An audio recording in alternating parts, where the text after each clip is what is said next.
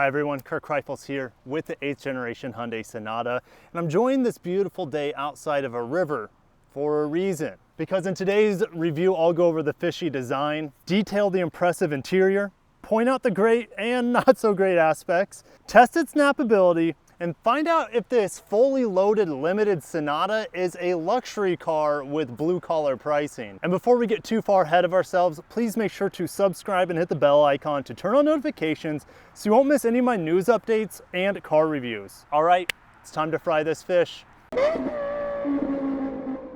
So here we are on the front of the Sonata, which is unmistakably its most noteworthy exterior design piece. So this Sonata Limited is in the Phantom Black, which is a sparkly black metallic, which gives you a little shimmer in the sunlight. I have always thought this front end looks like a Catfish, and I saw you guys in the comments of one of my posts that you guys think the same. So if you're watching this and you think it looks like a Catfish like I do, definitely put hashtag El Bagre, because that is the Catfish word in Spanish, because Catfish has a bad connotation in the English language. Now this Limited gives you these unique LED headlights. They're called the Matrix style. I don't know if Neo's inside of them or what, but they look good. And to add to the fishiness of the grille and its fishiness, you have these really cool whiskers. That's the best way to put it. You have the whiskers or the LED daytime running lights that blend flawlessly into a very beautiful, encompassing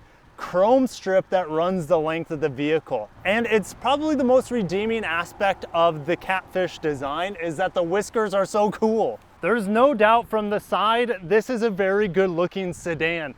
The wheels are 18-inch. I think they look like they're pulled straight off of a 2016 Lexus ES Premium, but I'll see you guys in the comments on that. They look like they've been done before. Now, the coolest thing about the side profile is this Audi-like slope. Very premium looking, very upscale, and then it kind of flips up at the end for a trunk lid spoiler that looks like kind of a duck butt or a ducktail, like the cartoon. Now, there's nothing fishy about this back end. In fact, I like it a lot. I love how the rear taillights zip all the way around, and you have these interesting little fins on the top of the rear taillights that look really, really unique, sharp, a little bit aggressive as well. And the rear tailpipe here is perfect. I think it's well designed. I don't know what else to say about it. I like it. Inside of this 8th generation Hyundai Sonata, this is a limited package. So the seats are leather, and this has the camel leather equipped. And it's awesome. I love this color combination. A little bit of caramel mixed with black accents around the cabin. I think it's really, really impressive. And in the center stack, it's pretty minimalistic, very easy to use. Your driving controls are in perfect reach of where your arm's naturally gonna lie, as well as, you know, your camera button and driving modes, etc. This does have a wireless charger in it and plenty of USBs and extra charging capacity. Storage space on here is average, I would say. And a weird quirk about this interior, I don't want to sound like Doug too much, but there's this weird diamond pattern plastic film that just covers the center console area that I don't find anywhere else in the car. So I just thought that was kind of interesting. Touchscreen is excellent. It flows so well with the dash. It doesn't stick out of place. It doesn't look like it was an afterthought like so many vehicles and their touchscreens nowadays. You have a fully digital cluster back here. It's awesome. It has tons of different features to it. You can customize it. You can also put it in sport mode, and it gives you fun little animations while you're doing it. Steering wheel is one of my favorite parts about the interior. I'll talk about the heated steering wheel probably 10 times in this video. The buttons look very plain minimalistic, but the leather wrap steering wheel is a home run. And speaking of home run, the bottom of the steering wheel you can put your hand on. Love it. Okay, I did mention this is the limited grade, and that comes with a ton of, I would say, luxury-like features. So let's get into it. You have a digital instrument cluster, talked about that. We have a heads-up display, panoramic sunroof, heated and ventilated seats, heated steering wheel, 360 camera, rain sensing wipers, ambient LED lighting, Bose 12 speaker audio, and that's the main ones. There's more than that, but those are the main ones that you guys are probably going to care the most about. And to me, this interior, the amount of technology in here, this is the highlight of the car. This is the Sonata summed up. Lots of technology, lots of comfort, and it's very, very well thought out and well executed. In the back seat, it's actually really comfortable, just like the front seat is. I have a lot of leg room back here. You have one mat pocket on the right-hand side, not on the left, even though this is the limited grade. You're limited to one map pocket here. You do have cup holders here in the middle. Nothing else here. I mean, it's comfy, I guess. And then you only have one USB port back here. I don't know why they didn't put two.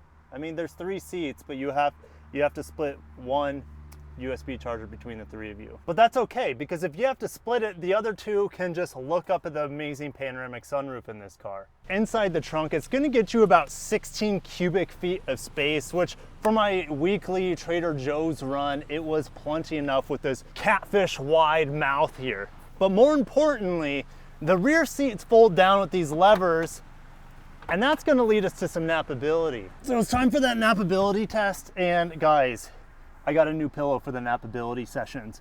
This is a rotary pillow. Check out the description below for my Amazon shop where you can pick up one for yourself. Now, Napability back here it's doable if you have to. I'd much rather nap in these reclining seats. They're a lot more comfortable. And the reason is not because of the padding. Of course, that's well padded. I have about a 6-inch raise from the trunk to the seat. It's not a flat surface, so unless you have some pillows or blankets here to kind of mitigate the harshness of this drop, it's not that comfortable. Now, I am able to actually fully lay out here, but I'm really overextended in my lumbar. So it passes the Napability if you have to, but I would rather do it up front. When I popped the hood of this Sonata, I was pleasantly surprised to find 2 supports, one on each side, to help assist with the hood going up. Okay, so what's under here is a 1.6 liter turbo 4-cylinder with about 180 horsepower and a little over 190 pound-feet of torque. It's mated to an 8-speed auto, and it's gonna get you, well, at least it got me about 25 miles per gallon in town and about 30 miles per gallon on the highway. All right, time for the highlights and the lowlights, and there's a lot of each. So the heated steering wheel is phenomenal. It is one of the hottest heated steering wheels I've ever felt. Now, there's only one setting for it. However, if it gets too hot and you need to cool off your hands for a little bit, there's an aluminum inset to the steering wheel here, so you can cool off your hands on the cool brushed aluminum. So the climate control has 3 different settings to go in conjunction with the heated steering wheel. You have a high, medium, and low setting that you just press the center button here, and it switches the fan speed for your automatic climate control. I really appreciate that. The heads-up display in this car is really, really good. So not only does it show you blind spot monitor in the heads-up display, but it'll even show if you're in a school zone or not with the speed limit indicator. And since this has 360 camera and it uses it very intelligently, it's high res, by the way, super high resolution on the screen, but when you put on your blinker, it shows camera on the mirror here to show my blind spot. So not only do I have blind spot in the camera view, I have it on the heads-up display, and then it's on the edge of the mirror as well. So if you hit someone in your blind spot, you only have yourself to blame. All right, what about the Smart Park, or what you guys call the Smart Park because of the commercial?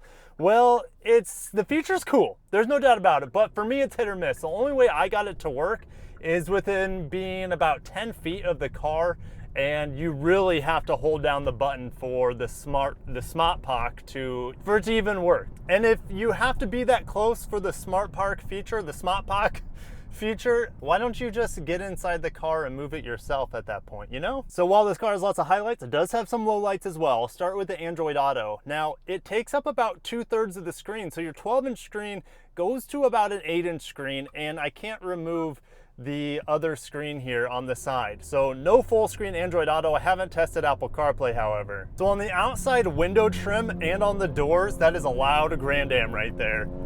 Goodness gracious. But outside the doors, you have this, it looks like a low-grade, scratchy-ish black plastic that if you live in a warmer climate with lots of sun exposure, I would guess that would be the first thing on this car to fade. Now, when I was digging into the Napability of this car, when you fold down the seats, you see the liner for the trunk. No big deal, right? But it's easily peel backable, and underneath are exposed foam pads. I don't know, that just seems like a cost-cutting measure to me, Hyundai. You could do a little bit better than that. And the last low light of this vehicle is that there's no trunk release button. Yes, I know it has smart access, which I haven't been successfully able to do yet, to open up the trunk. Sometimes I don't want to have to use hands-free. Sometimes I just want to press a button on the trunk to open it up, and that wasn't an option. There's no button on the trunk to open it. Not only that, when you want to close the trunk lid, guys, there's no lever or handle to close a trunk lid. And with black paint, the last thing I want to do is put my fingerprints on the trunk's paint to close the trunk lid. Like, you could at least give us a handle, Hyundai, to close the trunk, right? 0 to 60 in the Hyundai Sonata with the 1.6 liter turbo, 180 horsepower. Traction control is off, sport mode is on. I should probably put it into drive. Put my hands on the excellent heated steering wheel. Can't say that enough. Let's go.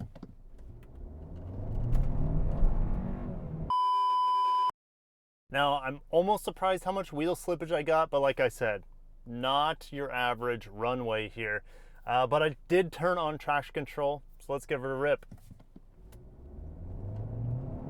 That's better. That's better. I gotta run out of road here. Nope, there's 60. Okay. I've done plenty of 0 to 60s on this road already, but when I get a little worried that I'm running out of road, typically that means that it's probably like a 8 to 9 second, maybe a little bit longer 0 to 60, but I'll definitely put the time in there for you guys if you were curious. You guys really enjoyed this segment of me testing out cars. It's super unofficial with my timing of 0 to 60, but you guys enjoy it. And if it's exciting to you, that's all that matters. All right, a little grueling driving test now, taking around some bendies and taking around some imperfect roads, as you guys just heard that, maybe even felt that. So speaking of which, this car's ride quality is mediocre at best. You feel everything in the road, and it transfers into the cabin with a little bit of noise as well. And if you want to push it around the turns just a little bit, it'll do it, but it's not gonna inspire a lot of confidence. Suicide bend where you can't see around the other side, how does it do with the bump? Ugh. Yeah, I mean, it's gonna handle okay, and it's not meant for pushing it hard. At least that's not the intention with the Hyundai Sonata. If you want more of a sportier ride, the Kia K5 is going to definitely inspire a little bit more confidence. And no one's behind me. I'm going to hit the brakes here just so you guys have an idea of the stopping in this car. Okay, the brakes are good. I don't like the brake feel. It is bitey initially, and then it's just like an area of soft sponginess, and then it like comes on hard again. Most people are not going to have any issues with the brake pedal. It's just not my cup of tea. Now out here on the freeway, it's okay for this price point, 35K around there. It is just fine. You know, it's not the most quiet vehicle, it's not the most smooth vehicle, but you are pampered by, like I've talked about, you know, the nice interior. So you could definitely take long trips and this car is not going to tire you out. But how does a transmission play with you and the engine? Although it's turbocharged, it's not a whole lot of power or torque. How does it behave here on the interstate? Well, I'm going about 65 right now. I'm going to hammer down. There's hesitation, and it goes. I mean, I'm actually okay with this amount of power and the response of this engine, especially from a stop. But yeah, just know that when you hammer it down, there's a good second, maybe a second and a half delay before it picks the right gear. So final thoughts on the 8th generation Hyundai Sonata. Well, if you can get past this Catfish design, which is kind of grown on me in a weird, sick way, but I'm starting to like it. Maybe it's because of the whiskers, but the interior and the amount of features on this limited grade is crazy for the money. Like I said, it's around 34 grand, and you get heads-up display, high definition cameras, a large touchscreen, digital tachometers, very beautiful panoramic moonroof, and so much more. That's just the surface. And I love this tan interior, this camel tan. And no, it's not gonna be the most quiet ride. It's not gonna be the smoothest. It's not gonna handle the corners exceptionally well. The brakes are okay. The acceleration's okay, but the interior is an A+, and if you really, really appreciate it as well as the features, you can't pass up this Sonata. So guys, if you made it this far into the video and you enjoyed the review, comment down below, hashtag El Bagre for the Catfish Sonata. Smash the like button if you haven't. Definitely subscribe for more videos, more reviews, more news coming in the future. And thank you guys. You guys rock. I'll see you guys in the next video. Take care of yourselves and peace out.